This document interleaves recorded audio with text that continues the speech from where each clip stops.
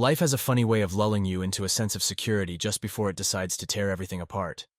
My name is Jason, and I've been married to Emily for 18 years.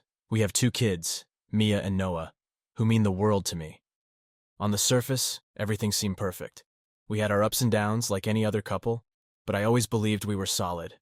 We were the kind of couple who could finish each other's sentences, who laughed at the same jokes even after hearing them 100 times. Emily was the love of my life, my high school sweetheart, the woman I'd vowed to spend the rest of my days with. We met when we were both 17, at a mutual friend's party. She was the one with the infectious laugh and the kind of smile that could light up a room. I was drawn to her immediately, and it wasn't long before we were inseparable. We got married young, moved into a cozy little house on the outskirts of town, and built a life together. Emily was the perfect wife, caring, supportive, and always by my side. We had our kids, and life just seemed to fall into place. But as the years went by, things started to change. It wasn't anything dramatic at first, just little things. Emily became more distant, less interested in spending time together. She started taking on more work, claiming she wanted to contribute more to the household, and I didn't think much of it. I figured it was just a phase. Maybe she was stressed, or maybe we had both become a little too comfortable in our routines. But there were times when I'd catch her staring off into the distance, lost in thought, or when she'd be glued to her phone, her face lit by the screen's glow in the middle of the night. We'd have our usual arguments about stupid things, like who forgot to take out the trash or whose turn it was to pick up the kids from soccer practice. But lately, those arguments had taken on a different tone. There was something sharper, more hostile in her words, and I couldn't figure out why. I started to feel like I was walking on eggshells around her, trying to avoid anything that might set her off. Then there was her behavior. Emily had always been a little high-strung, a little neurotic, but recently it had escalated to a whole new level. She'd fly off the handle over the smallest things, screaming and slamming doors, then retreating into silence for hours, sometimes days. I tried to talk to her about it, tried to find out what was going on in her head, but she'd just brush me off or turn the tables, accusing me of not caring, of not being there for her. I could feel something shifting between us, something dark and unsettling, but I kept telling myself it was just a rough patch, that we'd get through it like we always had. After all, we'd been through so much together. We had 2 beautiful children, a home, a life we'd built with our own hands. How could it all just fall apart? But no matter how much I tried to ignore it, that nagging feeling wouldn't go away. It was like a shadow lurking in the corner of my mind, always there, always growing. I started noticing more changes in her behavior. She'd be out late more often, always with some excuse about work or meeting up with friends. Her phone was glued to her hand, and she was more protective of it than ever before. Whenever I asked her about it, she'd get defensive, accusing me of being paranoid, of not trusting her. And maybe she was right. Maybe I was being paranoid. But that didn't stop the doubts from creeping in, from gnawing away at my peace of mind. Looking back, I can see all the red flags that I chose to ignore. Maybe it was because I was afraid to face the truth. Or maybe I just didn't want to believe that the woman I'd loved for so long could be capable of betrayal. But deep down, I knew something was wrong. I just didn't want to admit it to myself. The turning point came one evening when I came home from work earlier than usual. Emily was in the kitchen on the phone, her voice hushed. When she saw me, she quickly ended the call, a guilty look flashing across her face before she plastered on a smile. "Who was that?" I asked, trying to keep my tone light. "Oh, just a friend," she replied, but her eyes wouldn't meet mine. That's when I knew, without a doubt, that something was terribly wrong. But I wasn't ready to confront it, not yet. I needed to know more, needed to understand what was happening to the life I thought I knew. I had no idea then just how deep the betrayal ran, or how much it would change everything. The moment that everything changed was a Friday evening, a day like any other, at least on the surface. I had just finished a grueling week at work and was looking forward to a quiet evening at home. I even picked up some takeout from our favorite restaurant, thinking it would be a nice surprise for Emily. I pulled into the driveway, noting that her car was already there, and headed inside. The house was unusually quiet. No TV blaring, no music playing, just an eerie silence that immediately put me on edge. I called out for Emily, but there was no answer. I figured she might be upstairs, so I headed up, thinking she might be taking a nap or something. As I reached the top of the stairs, I heard faint voices coming from our bedroom. A man's voice, low and unfamiliar, and then Emily's unmistakable laugh. But it was softer, more intimate than I'd ever heard. My heart started pounding in my chest, a sickening realization settling in my gut. I should have stopped right there, should have turned around and walked away. But something compelled me to keep going. My hands were shaking as I reached for the door, pushing it open just enough to peek inside. There she was, my wife, the woman I had loved for nearly 2 decades, wrapped in the arms of another man. They were sitting on the edge of our bed, his hand on her thigh, her fingers running through his hair. And then, as if to twist the knife even deeper, I watched as he leaned in and kissed her, and she kissed him back with a passion I hadn't seen from her in years. I don't remember how I got from the door to the bed, but suddenly I was there, grabbing the guy by the collar and yanking him away from her. The shock on their faces was something I'll never forget. But the rage that boiled up inside me didn't leave room for anything else. I didn't even give him a chance to speak before I swung at him, landing a solid punch right to his jaw. He stumbled back, crashing into the nightstand, but I didn't stop. I couldn't stop. All the anger, the frustration, the betrayal that had been building up inside me for months came pouring out. I kept hitting him, each punch fueled by the image of them together, by the sound of their laughter. He tried to fight back, but he was no match for the fury that had taken hold of me. I wanted to hurt him, to make him feel just a fraction of the pain that was tearing me apart inside. Emily was screaming, pleading for me to stop, but her voice was just a distant noise, drowned out by the blood rushing in my ears. I didn't stop until he was on the ground, his face a bloody mess, and I stood over him, breathing hard, my fists aching from the impact. "Jason, stop! You're going to kill him!" Emily screamed, grabbing my arm, trying to pull me away. Her touch, the feel of her hands on me, sent a wave of disgust through me, and I shoved her off, turning to face her. "How could you?" I shouted, my voice raw with emotion. "How the hell could you do this to me? To us?" Emily was crying now, tears streaming down her face, but all I could see was the betrayal in her eyes. "Jason, I'm sorry. I didn't mean for this to happen. Please, just let me explain." "Explain? Explain what, Emily? That you've been screwing around behind my back? That you've been lying to me, to our kids? What is there to explain?" I was shaking with rage, my hands still balled into fists, itching to hit something, anything, just to make the pain stop. "It's not like that," she sobbed. But I wasn't hearing it. I couldn't hear it. The sight of her standing there, her clothes disheveled, her makeup smeared, looking like she'd just crawled out of someone else's bed, was too much. I felt like I was going to be sick. The guy on the floor groaned, trying to push himself up, and I kicked him back down, not even caring if I broke something in the process. "Who the fuck is this?" I demanded, turning back to Emily. "Who the hell is he?" "His name is Tyler," she choked out, her voice barely above a whisper. He's just someone I met. It doesn't mean anything, Jason. I swear it was just a stupid mistake." "A mistake?" I repeated, laughing bitterly. "Is that what you call it? A mistake? How long has this been going on, Emily? How long have you been sneaking around with this piece of shit?" "Just a few months," she said. But her eyes darted away, and I knew she was lying. It had been longer than that. I could feel it in my gut. This wasn't some spur-of-the-moment fling. This had been going on behind my back for who knows how long. Tyler groaned again, trying to sit up, and I grabbed him by the collar, dragging him to his feet. "Get the fuck out of my house," I growled, shoving him toward the door. He didn't need to be told twice. He staggered out of the room, blood dripping from his nose, and I followed him down the stairs, making sure he didn't try anything stupid.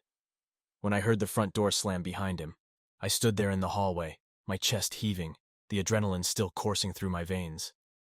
The house was silent again, except for the sound of Emily crying upstairs. I didn't know what to do, what to say. The anger was still there, burning hot and bright, but underneath it was a deep, soul-crushing sadness. This was the woman I had built my life with, the mother of my children, and she had betrayed me in the worst way possible. Everything we had built together, was a lie. I felt like I was drowning, like the ground had been ripped out from under me, and I was falling into an abyss with no way to stop. Eventually, I made my way back upstairs, dreading the conversation that was waiting for me. Emily was sitting on the bed, her face buried in her hands, her shoulders shaking with sobs. She looked up when she heard me, her eyes red and swollen, her face streaked with tears. "Jason, I'm so sorry," she whispered, her voice trembling. "I never wanted to hurt you. Please, just let me explain. Let me make this right." But I couldn't even look at her. The sight of her, the sound of her voice, made me want to tear the whole damn house down. Without saying a word, I turned and walked out, slamming the door behind me. I couldn't be near her, couldn't listen to her pathetic excuses. All I wanted was to get as far away from her as possible, to escape the nightmare that my life had become. The drive away from the house was a blur. I didn't know where I was going, but I knew I couldn't stay there. My mind was racing, torn between the overwhelming anger and the deep, suffocating sadness. I ended up at a small park on the outskirts of town, a place where I used to take the kids when they were little. I parked the car and just sat there, staring out at the empty playground, the memories flooding back like a cruel joke. The swings where I used to push Mia, the slide where Noah had taken his first daring plunge. All of it seemed like a different life, a life that had been shattered beyond repair. I wanted to scream, to cry, to punch something until my hands bled. But all I could do was sit there, numb, the weight of what had happened pressing down on me like a ton of bricks. After what felt like hours, I finally forced myself to head back. I couldn't avoid it forever. Couldn't just run away and pretend it wasn't happening. I had to face Emily. Had to hear whatever bullshit excuses she was going to come up with, even though I knew nothing she said could make this right. When I got back to the house, it was dark, the only light coming from the living room window. I walked in to find Emily sitting on the couch, a half-empty bottle of wine on the coffee table in front of her. She looked up when I entered, her eyes bloodshot, her face pale and drawn. For a moment, neither of us said anything, the silence between us heavy and oppressive. Finally, she spoke, her voice barely above a whisper. "Jason, please. Please sit down. We need to talk." I didn't want to sit. I didn't want to listen to her try to justify what she'd done, but I was too exhausted to argue. I sank into the armchair across from her, my body tense, my fists clenched in my lap. "Talk," I said, my voice cold and flat. "Explain to me how the woman I've loved for almost 20 years could do this to me. To us." Emily took a deep breath, as if trying to gather the courage to say what she needed to say. "Jason, I don't know how to start. I never wanted this to happen. I never wanted to hurt you." "Well, you did," I snapped. "So why don't you just tell me the truth, for once? No more lies, no more excuses. Just tell me why." She flinched at the harshness in my voice, her hands trembling as she reached for the wine bottle. She poured herself another glass, her fingers shaking so badly that some of the wine spilled over the rim. She didn't seem to notice. "I was lonely," she said finally, her voice barely audible. "You were always so busy with work, with the kids. I felt like you didn't see me anymore. Like I was invisible." "Invisible," I repeated, disbelief and anger flaring up again. "You think I didn't see you? Emily, I've been busting my ass to give you and the kids everything you ever wanted. You think it's easy working all those hours, dealing with all the stress, just so we can have a good life? And now you're telling me you were lonely? So what? You decided to screw some random guy because I wasn't home enough?" "It wasn't like that," she whispered, her voice breaking. "It wasn't just about the sex. Tyler, he listened to me. He made me feel special, like I mattered." "Like you mattered?" I echoed, feeling a cold, bitter laugh rise up in my throat. "You think he cares about you, Emily? You think he gives a damn about you or our kids? He's just using you, and you were too blind, too selfish to see it." She shook her head, tears streaming down her face. "I know I've made a mistake, Jason. I know I've hurt you, and I'm so sorry. I never wanted it to go this far, but I don't know, I just got caught up in it. I felt so lost, so disconnected from everything, and Tyler, he was there.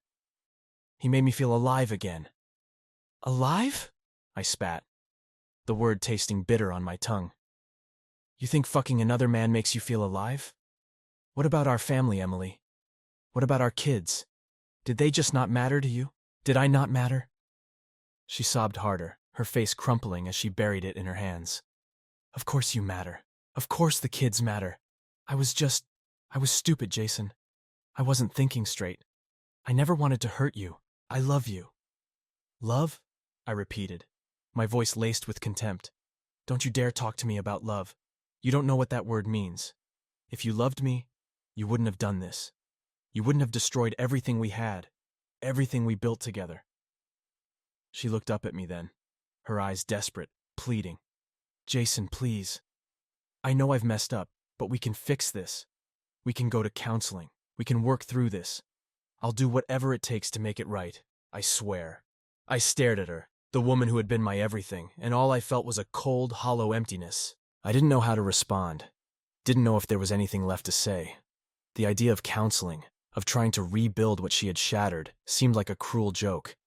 How could I ever trust her again? How could I ever look at her without seeing the image of her in another man's arms? What about the kids? I asked, my voice rough, as if it were tearing its way out of my throat. What do we tell them? Her face crumpled again, and she shook her head, her tears flowing freely. I don't know, she whispered. I don't know how to fix this, Jason. I don't know what to do. For a long time we sat there in silence, the weight of her betrayal hanging between us like a dark cloud.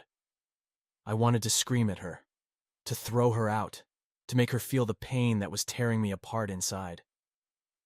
But I knew it wouldn't help. Nothing could undo what she'd done. Nothing could make this right. Finally, I stood up, my legs unsteady, my whole body shaking. I need some time, I said, my voice hollow. I can't do this right now. I need to think. Jason, please don't leave, she begged, reaching out for me, but I pulled away, unable to bear her touch. I'm not leaving, I said, turning away from her. I need some time to figure out what to do. I need to think about what's best for the kids, for all of us. I didn't wait for her response. I walked out of the room, out of the house, and kept walking until I couldn't hear her sobs anymore. I didn't know where I was going, didn't care. I just needed to get away, to escape the nightmare that my life had become. I drove around aimlessly for hours, trying to clear my head, trying to make sense of everything that had happened. But no matter how far I drove, how many turns I took, I couldn't escape the searing images of Emily and that bastard Tyler in our bedroom. Every time I closed my eyes, I saw them together, heard their laughter, felt the sting of betrayal all over again. At some point, I found myself pulling into the parking lot of a dingy motel on the outskirts of town. It was the kind of place I would never have considered staying in under normal circumstances, but tonight, it felt fitting. I needed to get away from everything, from the house, from Emily, from the memories that were suffocating me. I walked into the motel's tiny office, the fluorescent lights buzzing overhead. The clerk behind the counter barely looked up from his magazine as he slid the key across the counter after I handed him some cash. I didn't bother with pleasantries. I just grabbed the key and headed to my room. The room was as grim as I'd expected. Faded wallpaper peeling at the edges, a threadbare carpet that had seen better days, and a bed that creaked ominously when I sat on it. I didn't care. I didn't come here for comfort. I just needed to be alone, to figure out what the hell I was going to do. I threw my jacket over a chair and sank down on the edge of the bed, my head in my hands. The events of the day played on a loop in my mind, each memory sharper than the last. Emily's lies, her betrayal, the sickening realization that everything I thought we had was nothing more than a facade. I felt like a fool, like I'd been played for years by the woman I thought I knew better than anyone. The anger that had fueled me earlier was still there, burning just beneath the surface, but now it was mixed with something else, something darker, more dangerous. The thought of Emily, of what she'd done, made my skin crawl. I wanted to hurt her, to make her feel the same kind of pain she had inflicted on me. She needed to understand the consequences of her actions, to see that she couldn't just walk all over me and get away with it.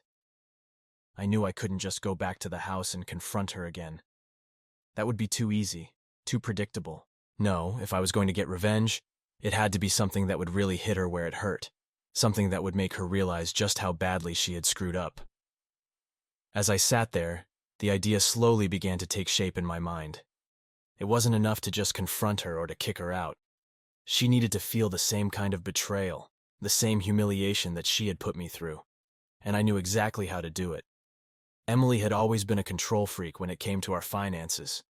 She was the one who managed the accounts, paid the bills, kept track of everything. She liked having that control, knowing exactly where every penny was going. It made her feel secure, in control of our lives, of me. But what she didn't know was that I had been keeping a separate account for years, a rainy day fund that she had no idea existed. It wasn't much, just a few $1,000s I had squirreled away here and there. But it was enough. Enough to put my plan into motion. I pulled out my phone and started making calls. First, to the credit card companies, then to the bank. It didn't take long to transfer all the money out of our joint accounts into my private one. Every last cent gone in an instant. I could almost picture the look on her face when she realized what I'd done, when she tried to pay for something and her card was declined. But that was just the beginning. Emily's whole life revolved around her social standing, her reputation. She prided herself on being the perfect wife, the perfect mother, the perfect friend. She loved hosting parties, being the center of attention, basking in the admiration of everyone around her, and I knew exactly how to destroy that image. I spent the next few hours digging through her social media accounts, gathering every bit of dirt I could find. Old messages, photos, anything that could be used against her. I compiled it all into a neat little package, and with a few clicks, I sent it off to everyone in her social circle. Her friends, her family, even the PTA moms she was always trying to impress. I didn't hold back. I wanted everyone to see the real Emily, to know exactly what kind of person she really was. It was petty, it was vindictive, and I knew it. But I didn't care. I wanted to hurt her, to tear down the facade she had built, to make her pay for what she'd done to me. As I hit send, a twisted sense of satisfaction washed over me. I could almost hear the gasps, the whispers that would start spreading like wildfire through our community. Emily would be the subject of gossip for weeks, maybe even months. Her reputation would be in tatters, her perfect little life destroyed. But even as the satisfaction set in, so did something else. An emptiness, a hollowness that gnawed at me from the inside. I had struck back. I had gotten my revenge, but it didn't make me feel any better. If anything, it made me feel worse. The person I was becoming, the man I saw in the mirror, was someone I didn't recognize. The hours ticked by, the night growing darker and quieter. I sat there in that dingy motel room, staring at the ceiling, the weight of what I'd done settling heavily on my shoulders. The anger that had driven me was starting to fade, leaving behind nothing but a deep, aching sadness. What had I become? The next morning, I woke up in that depressing motel room with a pounding headache and a gnawing sense of regret. The reality of what I had done the night before was starting to sink in, and it wasn't a good feeling. I had lashed out, tried to hurt Emily the way she had hurt me. But in the harsh light of day, it all seemed pointless. It wasn't enough to erase the betrayal, to take away the pain that was still eating away at me. But as much as I regretted some of the things I'd done to Emily, there was one person I didn't feel any remorse about. Tyler, the bastard who had wormed his way into my life and stolen my wife from right under my nose. Every time I thought about him, about how he had touched Emily, kissed her, fucked her in our own bed, the anger flared up all over again, white-hot and searing. Tyler had gotten off easy last night. Sure, I'd beaten him up pretty good, but it wasn't enough. He deserved more. He deserved to pay for what he had done, to feel the same kind of humiliation and pain that he had helped inflict on me. The more I thought about it, the more the idea of revenge on him took hold in my mind, until it was all I could think about. I didn't care if it made me a bad person. I didn't care if it dragged me down to his level. I needed to do something, to take back some semblance of control in this fucked up situation. Tyler had ruined my life, and I wasn't going to let him walk away unscathed. I grabbed my phone and started digging. It didn't take long to find him. Tyler Carlson, a real estate agent, according to his Facebook profile. His page was full of smiling photos, most of them taken with clients in front of shiny new homes. He had that all-American clean-cut look, the kind of guy who could sell you a house with nothing but a smile. It made me sick. But it wasn't his professional life that I was interested in. No. I wanted to know who Tyler was behind that polished facade. the man who had thought it was okay to sleep with another man's wife. And it didn't take long to find the cracks. There were photos of Tyler at parties, surrounded by women who weren't his wife. A quick search turned up his home address, an upscale neighborhood on the other side of town. It was almost too perfect. A guy who preached family values to his clients while sneaking around behind his own wife's back. Armed with this information, I started putting my plan into motion. I wasn't going to beat him up again. No, that would be too simple. I wanted to destroy him, to make sure his life was as shattered as mine. I wanted everyone to see him for the piece of shit he really was. First, I paid a visit to his office. It was in one of those sleek, modern buildings downtown, all glass and steel. I walked in, looking like any other client, and asked to see Tyler. The receptionist, a young woman with a bright smile, told me he wasn't in, but that she could schedule an appointment. I pretended to consider it, then casually asked if he was out with clients. "Oh no," she said. "He's off today. He and his wife are celebrating their anniversary." I smiled, thanked her, and left. The irony wasn't lost on me. Here he was, celebrating his anniversary while fucking around with my wife. It was almost laughable. I drove over to Tyler's neighborhood, parking a few blocks away from his house. It was a nice area, tree-lined streets, manicured lawns, the kind of place where everyone knew each other's business. I sat in the car for a while, watching the house, waiting for the right moment. And then I saw it, Tyler's car pulling out of the driveway. I followed at a distance, careful not to be seen. He drove to a nearby strip mall, parking in front of a small coffee shop. I watched as he went inside, then waited for a few minutes before following him in. The place was quiet, a few people scattered around, sipping their coffee and tapping away on laptops. Tyler was at a corner table, his back to the door, engrossed in his phone. I walked up behind him, my heart pounding in my chest, and leaned down close to his ear. "Nice day for an anniversary, isn't it, Tyler?" He jumped, his phone clattering to the table as he turned around to face me. The look of shock on his face was priceless. For a moment, he just stared at me, his mouth opening and closing like a fish out of water. Then he tried to stand up, but I pushed him back down into his seat. "Sit the fuck down," I hissed, keeping my voice low. "We need to have a little chat." Tyler's eyes darted around the room, probably looking for an escape. But I wasn't going to give him that chance. I sat down across from him, my hands clenched into fists on the table. "You think you can just walk away from this?" I asked, my voice deadly calm. "You think you can just fuck my wife and go on with your life like nothing happened?" He opened his mouth to say something, but I cut him off. "Don't even try to deny it, Tyler. I know everything. I know what you did, and I know where you live. You should have seen the look on Emily's face when I told her I was coming for you." He paled, his eyes widening. What do you want?" he stammered. "I want you to know what it feels like," I said, leaning in closer. "I want you to know what it feels like to have your life ripped apart, to lose everything you care about. And I'm going to make sure that happens. I've already sent everything I know about you to your wife, your clients, your boss. By the time I'm done, you won't be able to sell a damn thing in this town. You won't even be able to show your face in public." Tyler's face went white, all the blood draining from it as he realized the gravity of what I was saying. "Please," he whispered, his voice trembling. "Please don't do this. I'll do anything. Just leave my family out of it." I laughed, a cold, bitter sound that echoed through the coffee shop. "You should have thought about your family before you decided to fuck around with mine."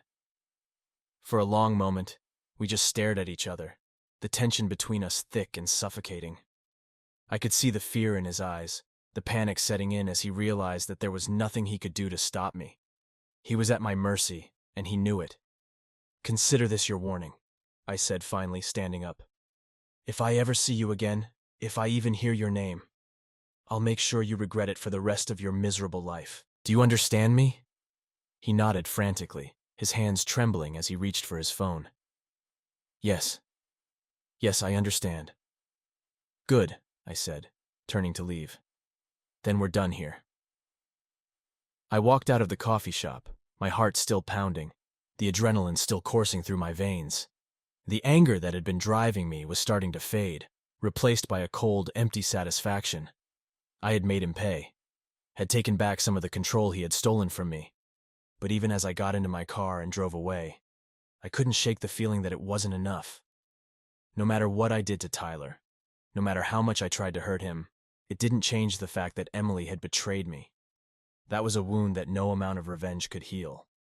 And as I drove away from that coffee shop, I couldn't help but wonder if I would ever be able to move on from the pain that had taken root deep inside me.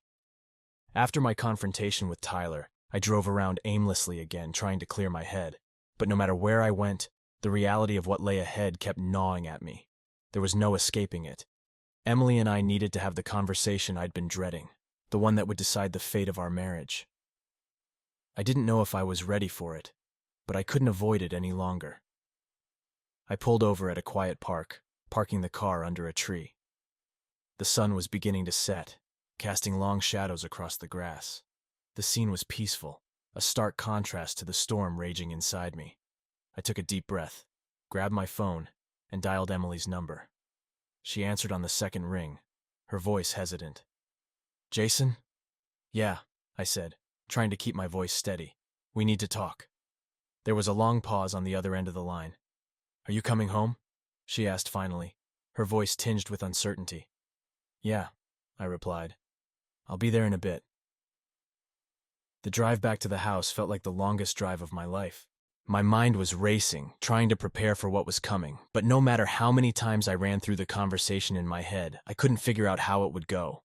I didn't know what I wanted, didn't know what Emily was going to say. All I knew was that nothing could go back to the way it was. When I pulled into the driveway, I saw that Emily had been waiting for me. She was sitting on the front steps, her hands clasped together in her lap. The moment she saw me, she stood up, her expression unreadable. I got out of the car and walked over to her, my stomach churning with anxiety. "Jason," she started, but I held up a hand to stop her. "Not here," I said. "Let's go inside." She nodded silently and followed me into the house. We ended up in the living room, sitting on opposite ends of the couch like strangers. The tension in the air was suffocating, neither of us knowing how to start. Finally, I took a deep breath and broke the silence. "Emily," I began, my voice low and strained. "I think you know what we need to talk about." She nodded, tears welling up in her eyes. "I do," she whispered.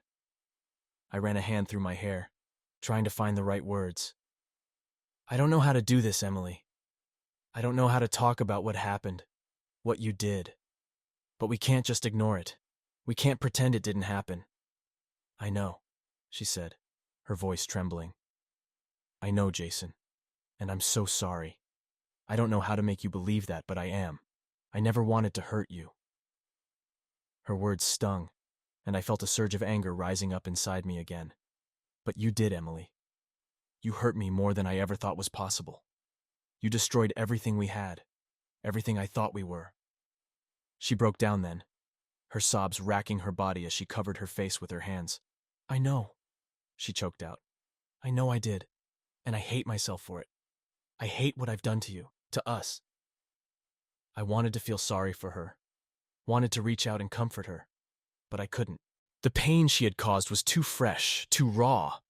Instead, I sat there, my hands clenched into fists as I tried to keep my emotions in check.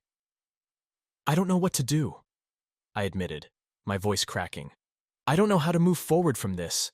I don't know if we can." She wiped at her eyes, her tears smudging her mascara. "Jason, please. I don't want to lose you. I know I don't deserve it, but I'm begging you. Please give me a chance to make this right. We can go to counseling. We can work through this. I'll do anything to fix what I've done." Her desperation was palpable, but all I could think about was the image of her with Tyler, the betrayal that had cut me to the core. "I don't know if I can ever trust you again," I said, my voice barely above a whisper. "I don't know if I can ever look at you without seeing what you did." Emily's face crumpled, and she reached out to me, but I pulled back, unable to bear her touch. "Jason, please," she pleaded, her voice breaking. "Don't say that. Don't say it's over. I love you, I do. I made a mistake. A terrible, horrible mistake. But I love you." I shook my head, my heart aching with the weight of her words. "Love isn't supposed to hurt like this, Emily. It's not supposed to tear you apart." "I know," she whispered, I know it's not, but we can get through this. We've been through so much together, Jason. Please don't give up on us. I closed my eyes, trying to block out the torrent of emotions swirling inside me. I don't want to give up on us, I admitted, but I don't know if I can get past this. I don't know if I can ever forgive you for what you've done. There was a long silence as we both sat there, the gravity of the situation sinking in. Emily was crying softly, her breath hitching as she struggled to keep herself together. I felt like I was drowning, the weight of everything pulling me under. What about the kids? I asked finally, my voice strained. What do we tell them? Emily sniffed, wiping at her tears. I don't know, she said, her voice barely audible. I don't want them to know, Jason. I don't want them to see us like this.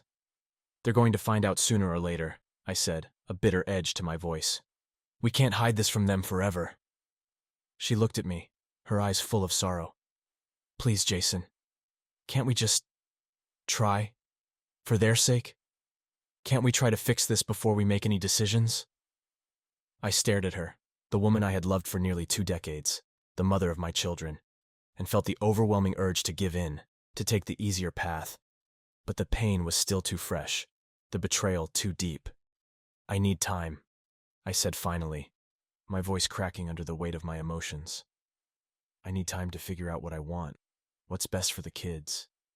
She nodded, her face crumpling with despair. Take all the time you need, she whispered. Just please don't shut me out. Don't give up on us. I didn't know what to say to that. Didn't know if I could make any promises. All I knew was that I needed to get out of that house, away from the suffocating memories, away from Emily's desperate pleas. I need to go, I said, standing up abruptly. I need to clear my head. Jason, she started, but I shook my head, cutting her off. Please, Emily, I said, my voice trembling. I just need some space. She didn't argue, just nodded silently, her tears still flowing. I turned and walked out of the house, the weight of the conversation pressing down on me like a heavy shroud. I didn't know where I was going, didn't know what the future held.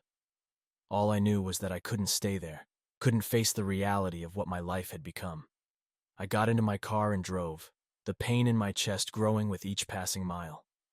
I needed to escape, needed to find a way to make sense of the chaos that had taken over my life. But no matter how far I drove, the truth remained. My marriage was hanging by a thread, and I didn't know if I had the strength to save it. The days that followed were a blur of confusion, anger, and indecision. I spent most of my time at work or driving around aimlessly, trying to avoid going home, trying to avoid facing Emily and the mess that our life had become. I couldn't think straight. Every time I thought I had made a decision, doubts would creep in, pulling me in another direction. The kids were the hardest part. Every time I looked at Mia and Noah, I felt a wave of guilt and heartbreak. They didn't know what was going on, not really. They knew something was wrong, but they were too young to understand the depth of it. I wanted to protect them, to shield them from the pain that was tearing me apart, but I knew that wasn't possible. Sooner or later, they would have to know the truth, and that thought tore me up inside. Emily kept her distance during those days, giving me the space I had asked for. She was walking on eggshells around me, clearly afraid of pushing me too far. But even in her silence, I could feel her desperation, her fear of losing everything. She was trying to be the perfect wife again, keeping the house spotless, cooking my favorite meals, even trying to make conversation when I came home. But it all felt hollow, forced. The damage had been done, and no amount of domestic niceties could undo it. After a week of this agonizing limbo, I realized that I couldn't go on like this. The tension, the uncertainty was killing me. I needed to make a decision, needed to take control of my life again. I couldn't keep avoiding the issue, couldn't keep running away. It was time to face it head on. That evening, after the kids were in bed, I found Emily in the living room, sitting on the couch with a book in her lap. She looked up when I entered, her eyes wide with apprehension. She could sense that something was coming, something final. Can we talk? I asked, my voice steady but quiet. She nodded, setting the book aside, her hands trembling slightly. I sat down across from her, taking a deep breath, trying to organize my thoughts. I've been doing a lot of thinking, I began, my eyes fixed on the floor. About everything that's happened, about us, and about what we're going to do moving forward. She didn't say anything, just watched me, her expression tense. I'm not going to pretend that things can go back to the way they were, I continued, my voice heavy with the weight of my words. Too much has happened. Too much has been broken. And I'm not sure if we can ever really fix it. Jason, please, she whispered, her voice trembling. I know I messed up, but I don't want to lose you. I don't want to lose our family. I know, I said, finally looking up at her. But we can't just sweep this under the rug, Emily. We can't just pretend that everything is fine. I need to be honest with you, and with myself. I don't know if I can ever forgive you for what you've done. I don't know if I can ever trust you again. She flinched at my words, her eyes filling with tears. I'll do anything, Jason, she pleaded. I'll do whatever it takes to make this right. Just, please don't give up on us. I don't want to give up, I admitted, my voice cracking. But I can't keep living like this, with this pain hanging over me, with the constant reminder of what happened. I can't keep pretending that everything is okay when it's not. What are you saying? She asked, her voice barely audible. I'm saying that I need time, I said, the words tasting bitter on my tongue. I need time to figure out if this is something we can work through, if this is something I can live with.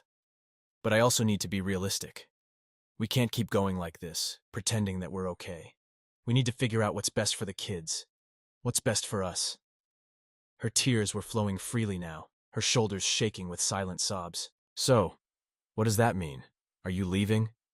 I don't know, I confessed, the truth of it hitting me like a punch to the gut.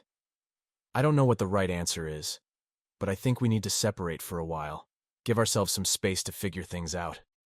Her face crumpled, and she buried it in her hands, her body racked with sobs. Seeing her like that, so broken, so desperate, made my heart ache, but I knew that I couldn't let it sway me. I needed to do what was right for me, for the kids, for all of us. I'm going to stay with a friend for a while, I said quietly, just until I can figure out what I want, what we should do. I think it's the best thing for both of us. Emily looked up at me, her eyes red and swollen, her face streaked with tears. And the kids? She asked, her voice trembling. We'll tell them it's just temporary, I said, trying to sound reassuring, even though I wasn't sure of anything. We don't need to give them all the details, not yet. Just that I need some time away to think. We'll take turns with them, make sure they still see both of us. She nodded, looking like she was barely holding herself together. Okay, she whispered, her voice thick with emotion. If that's what you need, Jason. Okay. I stood up, the finality of the moment hitting me hard. I'll come by tomorrow to get some things, I said, trying to keep my voice steady. We'll figure out the details later. Jason, she started, but her voice trailed off, as if she didn't know what to say. I looked at her, the woman who had been my wife, my partner, my everything for nearly 20 years, and felt a deep, aching sadness. I'm sorry, Emily, I said, my voice barely above a whisper. I wish things were different. With that, I turned and walked out of the living room, out of the house that had been our home, out of the life that had once been so simple, so clear. I didn't know where I was going, didn't know what the future held. But I knew that this was something I had to do. I needed to figure out if there was anything left to save, or if it was time to let go of the life I had known and start over. As I drove away, the weight of the decision settled heavily on my shoulders. I felt like I was standing at the edge of a cliff, looking down into the unknown, not sure if I was ready to take the leap. But I knew that I couldn't stay on the edge forever. Sooner or later, I would have to decide if I was going to jump, or if I was going to find a way to climb back up. And that decision, whatever it was, would change everything. The next few weeks passed in a haze of uncertainty and emotional exhaustion.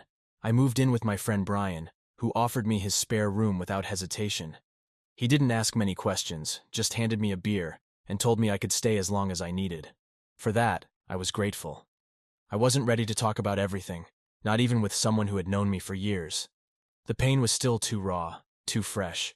I kept my visits to the house brief, usually just to see Mia and Noah or to pick up some things. The kids were confused, of course, but Emily and I did our best to shield them from the worst of it. We told them that Daddy needed some time to think, that it was only temporary. I hated lying to them, but I couldn't bring myself to tell them the truth. Not yet. Emily and I barely spoke during those visits. When we did, it was tense and awkward, our conversations limited to the logistics of sharing time with the kids or discussing bills. Every time I saw her, the hurt and betrayal came rushing back, and I had to force myself to stay calm, to not let the anger take over. But the anger was still there, simmering just beneath the surface, waiting for any excuse to boil over. Counseling was another thing we had to face.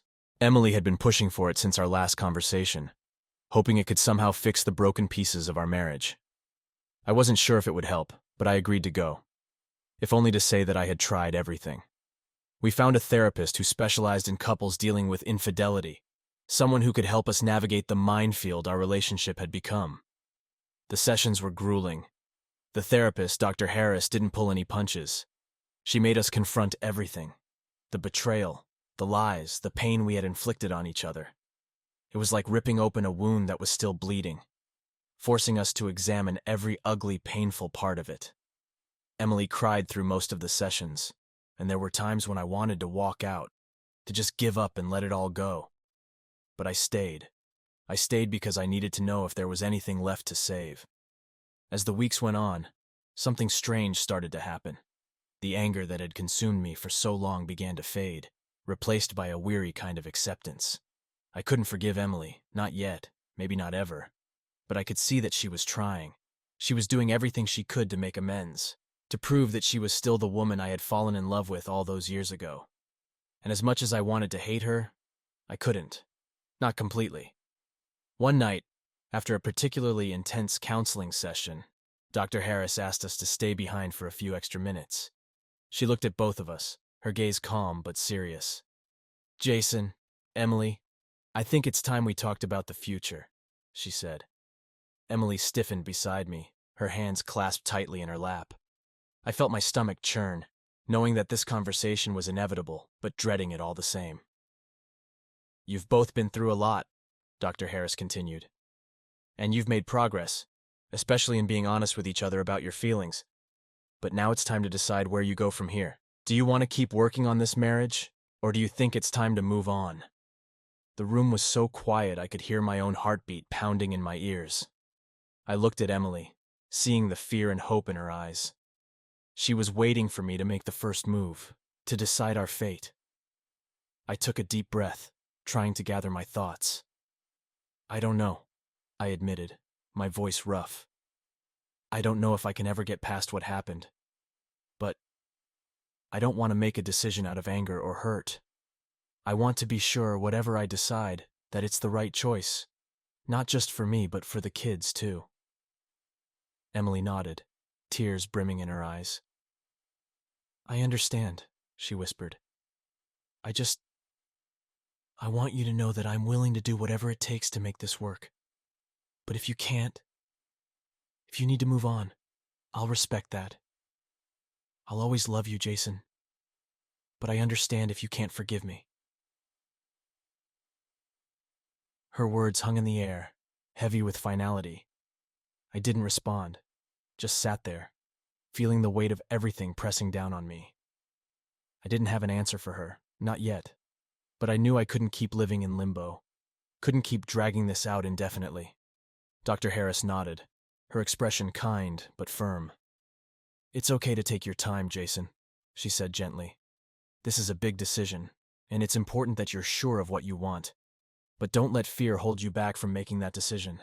Whatever you choose, it's important to move forward, one way or another." That night, I went back to Brian's place. But I didn't sleep.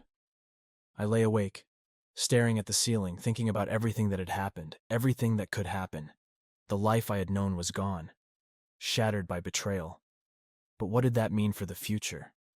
Could we rebuild, or was it time to let go and start over? The next morning I made a decision. I called Emily and asked her to meet me at a coffee shop we used to go to when we were younger, before the kids. Before the stress of work and life had started to chip away at us. It was a place filled with memories, and I thought it was the right spot for what needed to be said. She was already there when I arrived, sitting at a corner table, her hands wrapped around a cup of coffee. She looked up as I approached, her face pale, her eyes wide with apprehension. "Hi," I said, sitting down across from her. "Hi," she replied, her voice soft and uncertain. For a moment, neither of us spoke, the silence between us heavy with unspoken words.